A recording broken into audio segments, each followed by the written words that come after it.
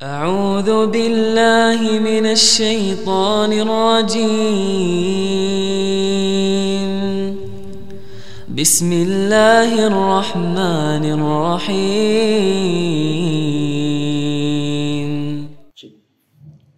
السلام عليكم ورحمة الله وبركاته.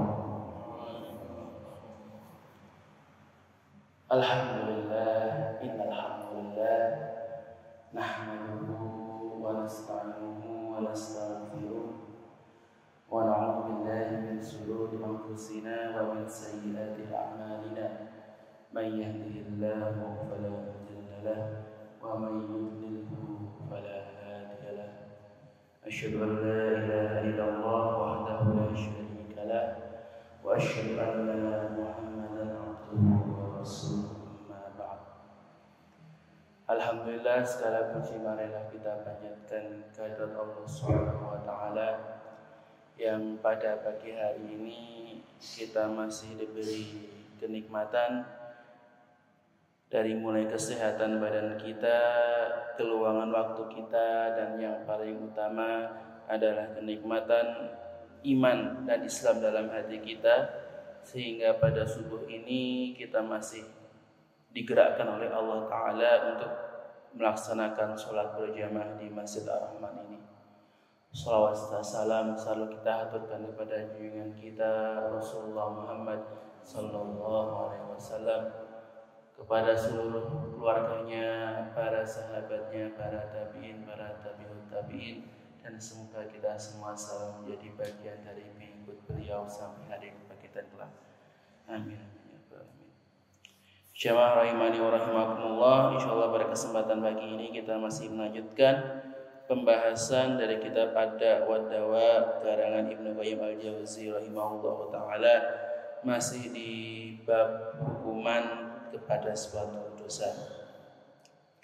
Maka kita masuk ke dalam pembahasan yang baru, yaitu perbedaan hukuman sesuai dengan tingkatan dosa.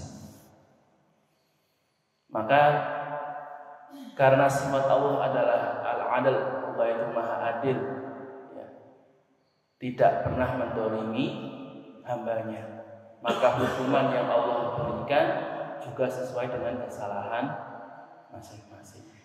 Orang yang kesalahannya kecil ya dikasih hukuman yang lebih ringan, yang dosanya kesalahannya berat dikasih yang hukuman yang berat. Benten kali tentang Indonesia ya. Sing maling pitik kali maling duit 200 triliun hukumannya sama-sama berapa tahun penjara? 5 tahun 6 tahun penjara. Sing yang malingnya sedikit malah dihukum terlalu berat, yang malingnya berat malah dihukum terlalu sedikit. Itu alangkah indahnya negeri ini ya. Tapi ya kalau itu kan karena manusia memang banyak yang seperti itu. Tapi kalau Allah itu punya sifat adil, adilnya yang paling tinggi, tidak pernah mendolimi, tidak pernah ada rasa ketidakadilan dalam sifat Allah. Maka ketika memberikan hukuman juga sesuai dengan perbuatannya. Maka banyak sekali cara-cara kita membagi dosa. Maka salah satu pokok pembagian dosa itu bisa dibagi menjadi 2 macam, yaitu meninggalkan perintah dan mengerjakan larangan. Intinya dosa itu ya cuma 2 itu. Karena kan disebut dosa ketika kita melanggar apa yang Allah perintahkan, kita tidak mengerjakan apa yang Allah suruh. Allah suruh sholat, tidak mau sholat. Allah suruh puasa, tidak dikerjakan. Allah suruh ngaji, malesan. Atau kebalikannya, ketika dilarang malah dikerjakan. Dilarang judi malah dibuat, dilarang mabuk malah jadi kebiasaan. Jadi semua dosa itu muncul dari dua hal itu. Kemudian berdasarkan tempatnya, maka dosa itu bisa dibagi menjadi 2, yaitu dosa yang nampak dan dosa yang tersembunyi di hati. Dosa yang nampak berarti dosa yang sifatnya fisik, yang bisa orang lihat, ya contohnya tadi judi, khamar, meninggalkan sholat, berzina. Nah, itu kan dosa-dosa yang sifatnya fisik, yang bisa dilihat atau diperhatikan oleh orang lain. Orang tahu, oh dia itu nggak sholat, orang bisa tahu, nggak kelihatan di masjid. Oh dia nggak puasa, siang-siang malah makan. Oh dia judi, dia khamar, kan orang bisa lihat. Tapi kalau dosa yang sembunyi, yang tidak bisa dilihat orang, ya misalnya hasad, dengki, sombong. Kan misalnya kita ada orang di depan kita lagi kumpul-kumpul, kita nggak tahu apakah teman yang di sebelah kita itu sedang iri sama kita, apakah yang di depan kita itu ada punya rencana mengadu domba kita dengan siapa, atau mereka sedang menjelek-jelekkan kita di dalam hati mereka. Nah, kan kita tidak tahu, karena tadi maksiatnya atau keburukannya itu di dalam hati.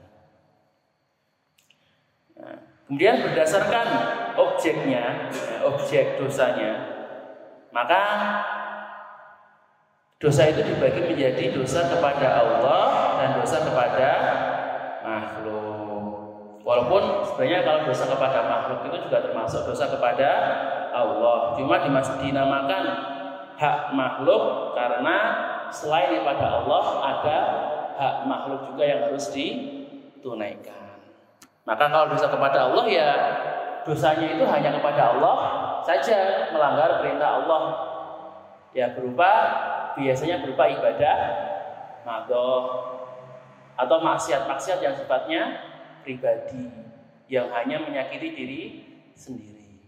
Nah, kalau itu ya biasanya hanya kalau untuk bertaubat cukup dengan taubat kepada Allah saja.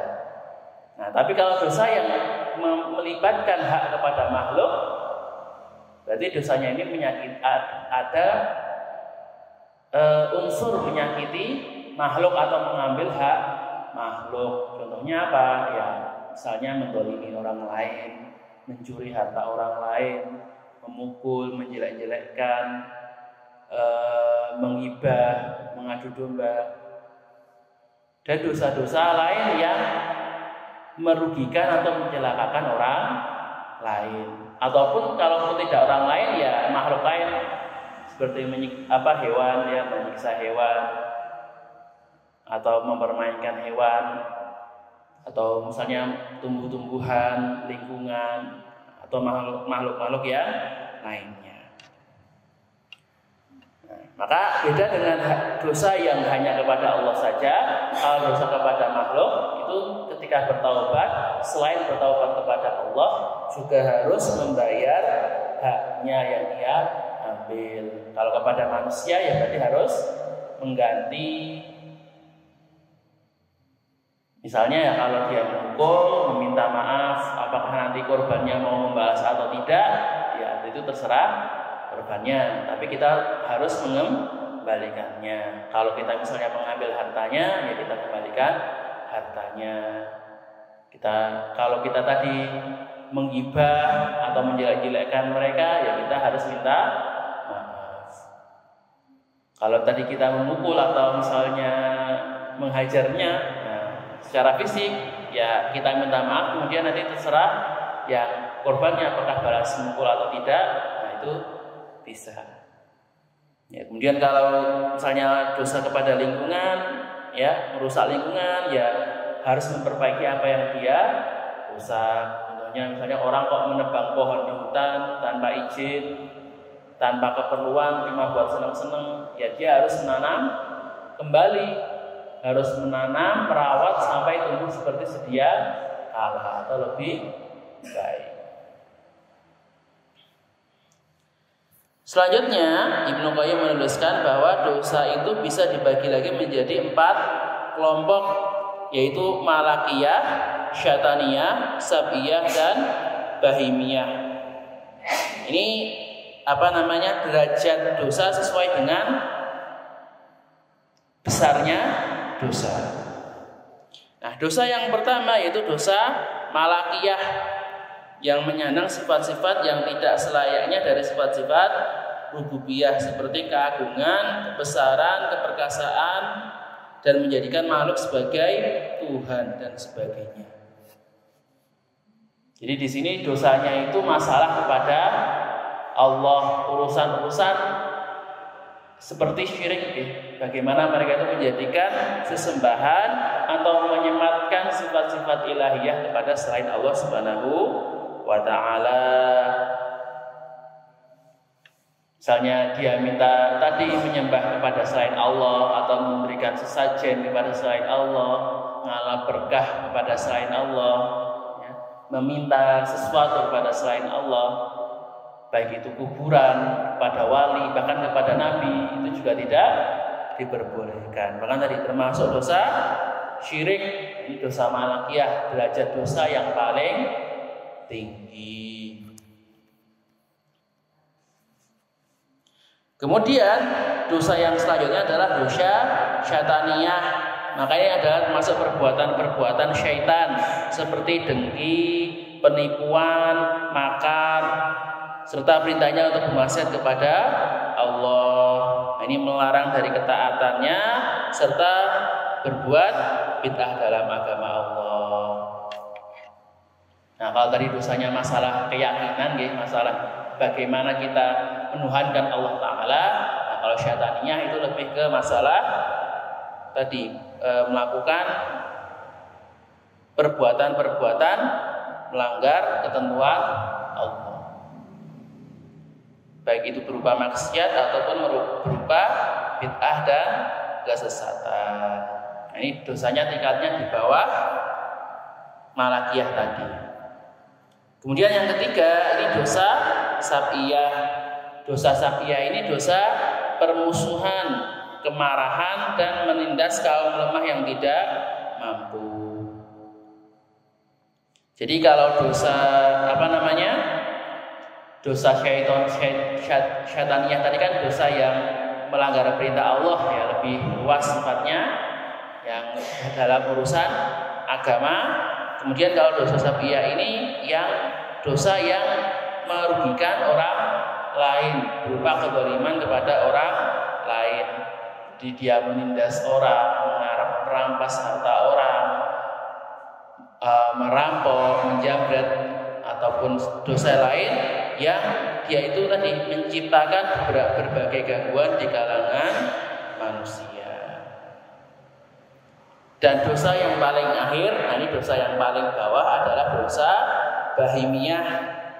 Nah, ini dosa yang berasal dari syahwat, biasanya hanya kepada diri sendiri, seperti kikir, pelit, pengecut, ya, dengki, iri. Dosa-dosa yang memang hanya yang dilakukan oleh diri sendiri, kepada diri sendiri. Dan dosa ini yang paling banyak dilakukan manusia, karena memang dilakukan oleh orang yang tidak mampu, ya. Jadi kan kalau malakiyah itu kan dosa paling tinggi, nah itu kan hanya orang-orang yang benar-benar sesat. Bahwanya syaitaniyah ini orang-orang yang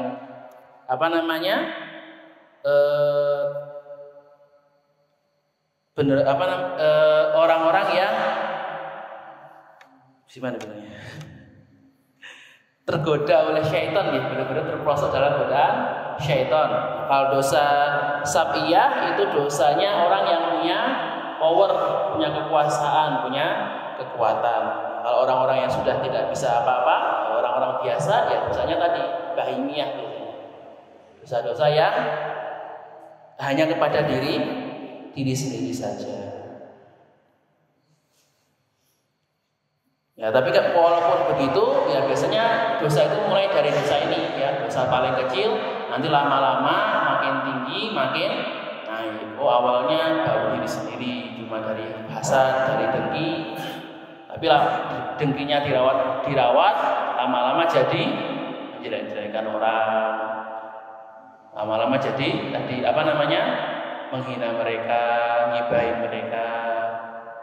Gibahnya terus lama-lama tadi saking irinya sampai ngerampok, ngambil harta mereka. Bahkan sampai lama-lama nanti minta supaya bisa menang, minta pesugihan, nyari dukun. Jadi dosa itu memang kalau syaitan itu tidak pernah menggoda manusia itu langsung dari dosa yang besar. Awal mesti digoda dari yang kecil-kecil dulu. Kecilnya sudah oke, sedikit demi sedikit lama-lama jadi bukit. Kemudian yang pembagian terakhir Ibnu Qayyim menuliskan bahwa dosa itu dibagi menjadi dosa yang besar dan dosa yang kecil. Dalilnya apa? Surat An-Nisa ayat 31, "In tajtanibu kaba'ira ma tunhauna anhu wa nukaffir anhum sayi'atikum." Di sini dosa diterangkan menjadi ditulis dalam dua kata. Yang pertama adalah tadi kaba'ira dan sayi'atikum.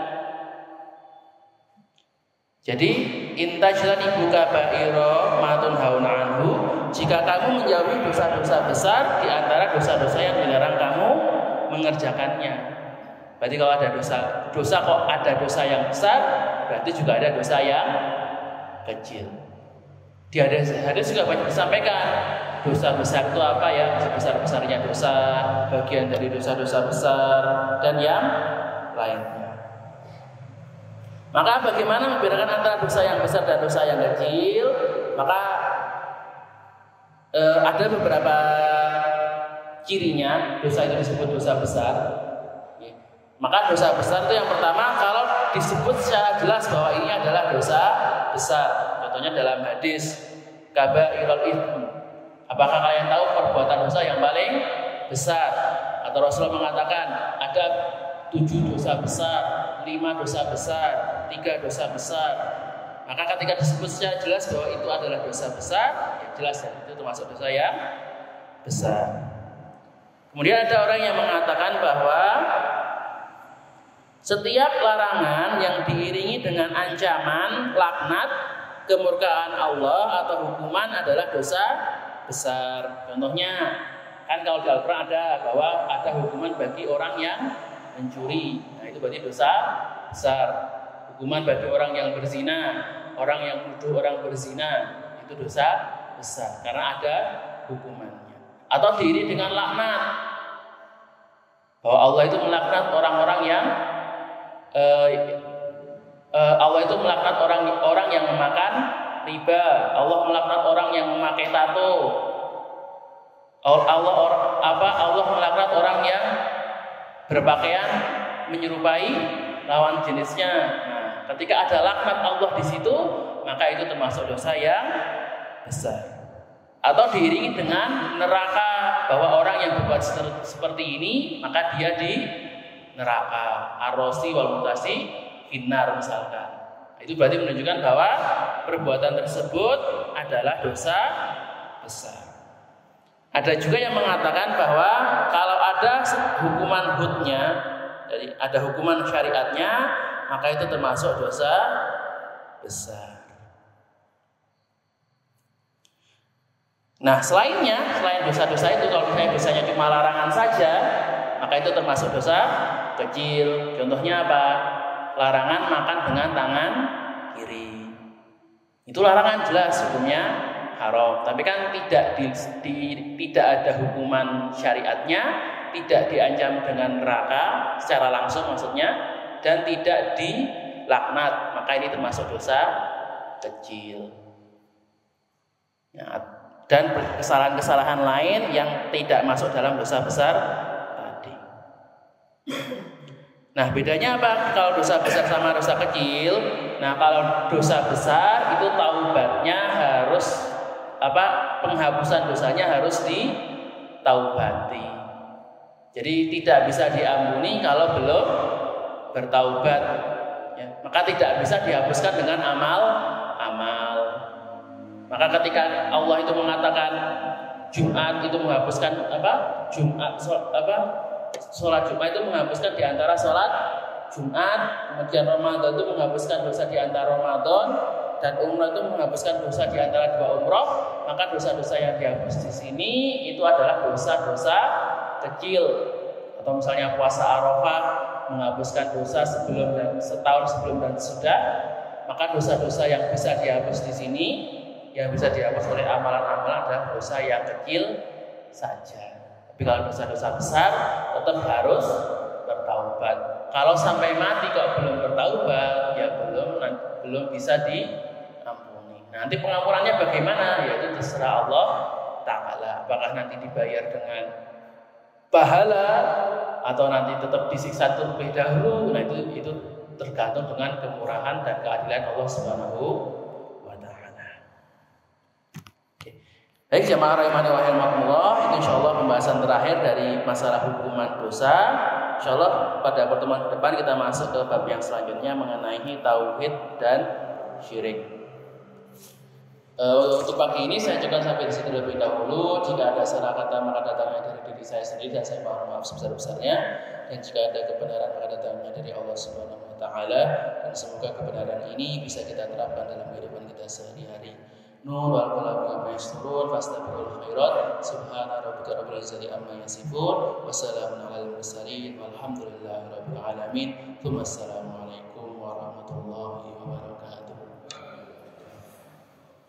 سبحان ربك رب العزة عما يصفون وسلام على المرسلين والحمد لله رب العالمين صدق الله العظيم.